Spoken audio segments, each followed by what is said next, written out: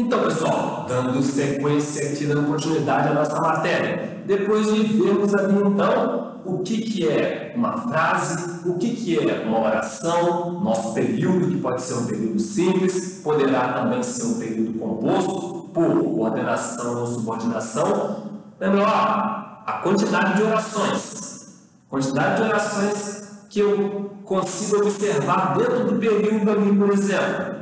O que eu tenho que observar? Saber a quantidade de orações que há naquele período. Eu vou ter que observar a quantidade de verbos que há dentro daquele período. Tranquilo? E o detalhe, se eu tiver apenas uma locução verbal pelo menos 2 verbos, eu vou ter 2 orações? Não, né? Eu vou ter que ver a quantidade de verbos com sentido principal, ou seja, se houver uma locução verbal apenas, eu terei apenas uma oração. Se houver um verbo mais uma locução verbal dentro daquele período, eu vou ter 3 verbos. Um verbo principal, que compõe uma oração dentro do período, e um verbo auxiliar e um principal que vão compor a outra oração dentro do período, 3 verbos. No entanto, eu terei 2 orações, ok? Então não vai ser, contei aqui 3 verbos, tem 3 orações. Não, pode ser que há uma locução verbal dentro daquele período, mais um outro verbo principal ali dentro do mesmo período. Aí eu terei apenas 2 orações, tranquilo? Vamos tomar bastante cuidado em relação a essa situação da quantidade de verbos apenas, ok? Então vamos lá. O que nós vamos falar agora? Nós vamos falar sobre os termos essenciais da nossa oração.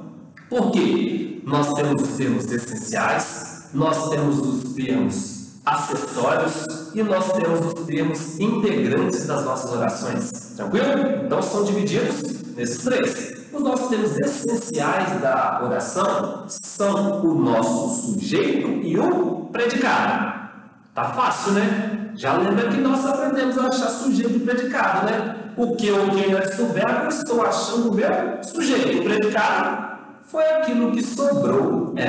Aí nós falaremos mais à frente. Daqui a pouco falaremos tipo de sujeito, tipo de predicado, mas só para completar. Os termos integrantes das nossas orações serão os nossos complementos, ok? Sendo eles verbais, que serão chamados de objeto direto ou objeto indireto. Nosso complemento nominal também será termo integrante da nossa oração. E também o agente da passiva. Vamos explicar o que é o nosso agente da passiva. Mas vocês já sabem mais ou menos, porque já falamos alguma coisa lá nas vozes verbais, né, sobre o agente da passiva. Então nós vamos dar uma relembrada no que é o agente da passiva. E nós teremos também os nossos termos acessórios, que serão os nossos o quê? Os nossos adjuntos adverbiais, ou seja, advérbios. E os nossos adjuntos adnominais. Explicaremos o que serão esses tais adjuntos adnominais. E ainda teremos como termos acessórios da nossa oração, o aposto, ok? Serão ali algumas classificações do nosso aposto, veremos mais à frente. Pessoal, mas não tem lá o tal de vocativo também? Não vai se encaixar em nenhum desses 3 aí? Essencial, integrante ou acessório? Não. Por quê? O nosso vocativo é um termo independente, ok? Será ali o nosso chamamento, é um termo independente. Não o classificaremos ali dentro desses 3 termos que constituem a nossa oração. Termos essenciais, integrantes ou acessórios. Será estudado separadamente, justamente porque ele é um termo independente dentro da nossa oração. Tranquilo? Então vamos lá. Nossos termos essenciais da oração. Por que ele fala essencial? Porque normalmente eles sempre aparecem. Normalmente. Por que normalmente? Porque pode ser que o sujeito, por exemplo, não apareça.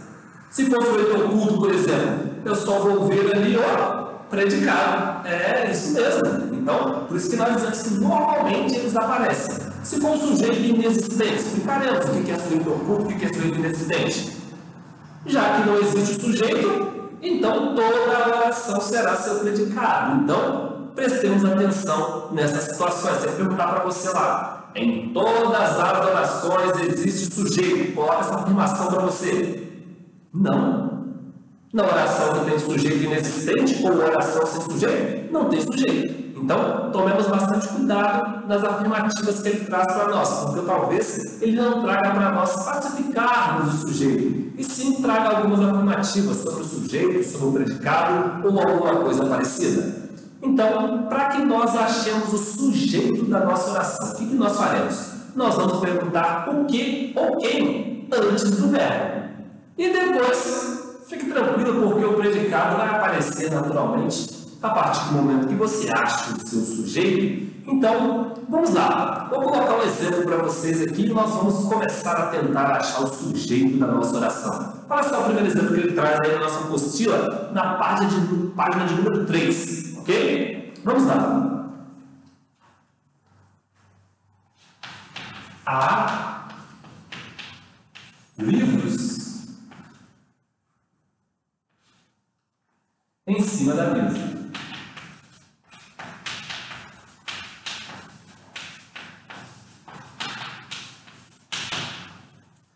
Há livros em cima da mesa. Pessoal, primeiramente, tem verbo ali? É porque para eu achar o sujeito, tem que ter verbo, porque eu vou perguntar o que ou quem antes do verbo. Ok? Tem verbo? Tem, excelente. Então aqui nós temos o nosso verbo haver. Só que olha só, já vou começar passando um bisu para você.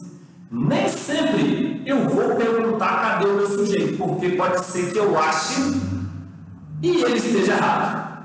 Como assim, professor? É isso mesmo, porque toda vez que eu ver ali, ó, o primeiro exemplo que ele trouxe para nós temos o verbo haver, certo? Você consegue substituir aquele verbo haver ali por um sinônimo, ou seja, um verbo de mesmo sentido? Ah, consegue, né? Há livros em cima da mesa.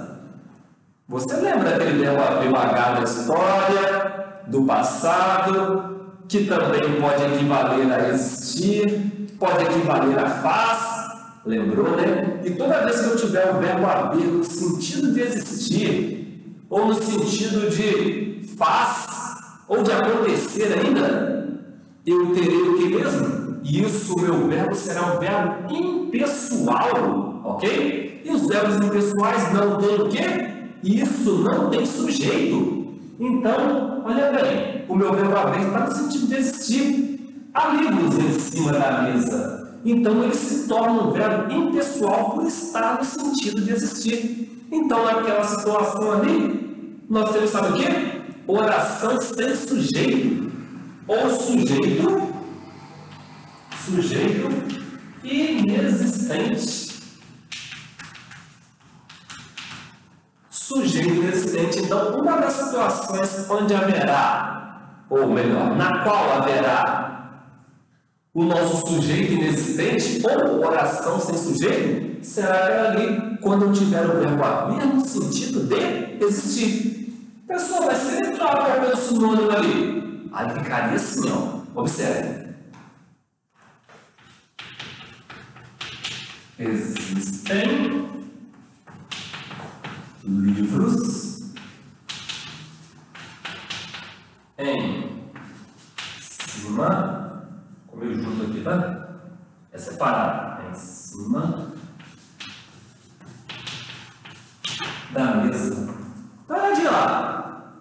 Existem livros em cima da mesa. Pessoal, mas está no singular? Isso, está no singular. Por quê? Porque não concorda com livros, porque livros não é o sujeito. Agora, existem livros que estão concordando com livros, porque ali o verbo existir nunca é pessoal. Então, eu posso perguntar o que ou quem antes do verbo existir. Então, aqui eu pergunto, ó.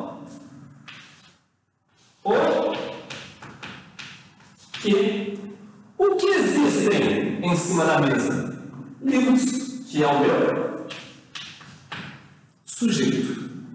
É o meu sujeito. Então, são mais livros. Vai ser o que lá em cima, então? Eu não posso perguntar o que ou quem antes do verbo. Não posso perguntar o que ou quem, mas posso perguntar após o verbo. O que? Então, ó.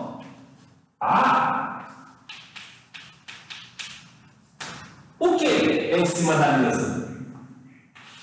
livros. Então, complementou o sentido do meu verbo. Se complementa o sentido do verbo, eu vou chamar de complemento verbal. E o nome do complemento verbal que complementa o sentido do verbo, que não tem de uma preposição, já sabemos as principais preposições da musiquinha, não pediu preposição aqui. Nós vamos chamá-lo de objeto direto. Ok? Então, aqui, livros, nós chamaremos de objeto direto. Veremos essa matéria mais à frente, mas só para você saber que nome dar a livros quando houver o verbo haver no sentido de existir. Ou seja, livro está complementando o sentido do verbo haver. E está complementando, não está pedindo preposição. Aí esse complemento verbal recebe o nome de objeto direto. Então, na nossa análise sintática, livro será objeto direto do verbo haver, no sentido de existir, e aqui livros será o sujeito do verbo existir, porque o verbo existir nunca é impessoal. Então, eu posso perguntar o que ou quem antes do meu verbo tranquilamente. E aí, eu achei o meu sujeito sendo livros. Tranquilo? Vamos lá, o próximo que ele traz para nós. Colocou assim,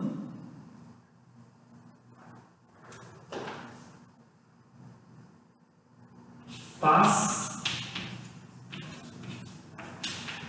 noites que não chove. Faz noites que não chove. Aí ele deixou em negrito para nós, dá uma olhadinha na apostila aí. O seu verbo faz. Não foi? Isso, então faz noites que não chove. Qual é o sentido do verbo faz? Faz noites. Calma aí, está indicando o que mesmo? Isso está indicando tempo. Tempo decorrido. Toda vez que indicar tempo decorrido ou clima, o meu verbo faz, é porque nós temos mais um caso de verbo impessoal, ou seja, não haverá sujeito. Então, eu não vou perguntar o que ou quem antes do meu verbo. Por quê? Verbo faz, indicando tempo decorrido ou clima, será verbo impessoal. Sendo verbo impessoal, oração sem sujeito, ou sujeito inexistente. Tranquilo? Vamos lá. Se ele colocar assim para nós, ó.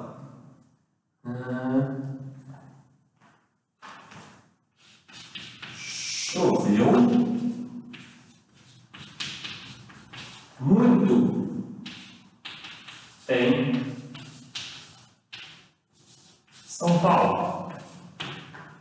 Olha aí, choveu muito em São Paulo. Tem verbo? Tem. Excelente. Verbo chover. O que choveu muito em São Paulo? Vou perguntar assim, o meu verbo choveu, o que choveu, eu sei que foi a chuva. Mas vai ser sujeito para o meu verbo chover? Não é por quê. Mais um caso de sujeito inexistente. Toda vez ali que houver o meu verbo chover, ou melhor, o meu verbo que indique fenômeno da natureza, nós teremos oração sem sujeito. Ou seja, o nosso verbo que indica fenômeno da natureza no seu sentido denotativo, ou seja, sentido dicionário, sentido real. Nós teremos oração sem sujeito. Nevou em Guaratinguetá. Olha só, nevou, indicando fenômeno da natureza. Então, nós temos o quê? Oração sem sujeito. Verbos que indiquem fenômeno da natureza, nós teremos sujeito inexistente ou oração sem sujeito. Então, não vou perguntar o que ou quem antes do meu verbo. Tranquilo? Porque senão talvez eu... O que choveu? Muito. Vai ser o complemento do verbo? Vai ser o nosso sujeito? De forma alguma. Tranquilo? Então, lembremos dos nossos verbos que indiquem fenômeno da natureza. Oração sem sujeito. Próximo exemplo que ele trouxe para nós aqui, ó. Vai chover amanhã. Colocou para nós uma locução verbal. E olha só, qual que é o nosso verbo principal aí? Vai chover amanhã. Verbo chover. Está vendo que é o verbo que exprime fenômeno da natureza? Ele vem acompanhado do verbo auxiliar? Isso! Já que ele é impessoal, o que vai acontecer? Ele vai passar a impessoalidade dele para o verbo auxiliar. Tranquilo? Então, o verbo auxiliar também se torna um verbo impessoal. Se houvesse ali algum substantivo no plural logo após essa locução verbal que tem um verbo principal, sendo este impessoal, nada iria para o plural. Tranquilo? Porque se o verbo principal é impessoal, o auxiliar também torna-se impessoal e jamais irá para o plural. Por exemplo, vamos lá, deixa eu ver se trouxe um exemplo para nós dessa forma. Se não tiver trazido, eu invento um para vocês aqui. Deixa eu ver. Não colocou não, mas vou colocar o verbo principal sendo impessoal, juntamente com o seu verbo auxiliar, e ele vai trazer um substantivo logo após estando no plural para tentar nos enganar. Por exemplo, vamos lá. Você sabe que eu sou péssimo para dar exemplo na hora, né? Mesmo gravando assim, veio à mente aqui agora para eu trazer um exemplo, só que eu não trouxe, porque eu não tinha pensado que ia trazer um exemplo para vocês. Mas eu vou colocar um exemplo, olha só.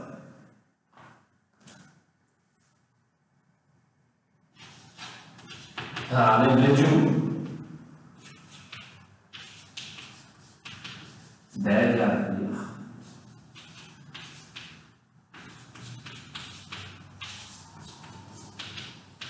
bastantes pessoas na sala. Estou inspirado. Inventei a frase. Que maravilha! Deve haver bastantes pessoas na sala. Aí sabe o que o babaca faz? O babaca é o cara que faz a prova tentando nos ludibriar, tranquilo? Não são vocês, tampouco eu. Fechou? Então vamos lá. Ele faz o quê? Ele coloca assim para nós. Está vendo ali o ele assim, então? Deve haver bastantes pessoas na sala. Ele coloca assim. Devem haver bastantes pessoas na sala, tá certo? Porque concordou com pessoas, bastantes pessoas, muitas pessoas, só que não trouxe para nós o verbo haver? Está em qual sentido o verbo haver ali? Está no sentido de existir, né? Deve existir. Olha só. Só que se eu troco para o verbo existir, o correto seria devem existir bastantes pessoas na sala, porque bastantes pessoas seria sujeito do verbo ou da locução verbal. Devem existir. O que devem existir? Bastantes pessoas seria sujeito. Só que bastantes pessoas não é sujeito do verbo haver, porque o verbo haver aqui é um verbo impessoal. Impessoal porque está no sentido de existir. Então, o correto é igual escrevemos ali no início.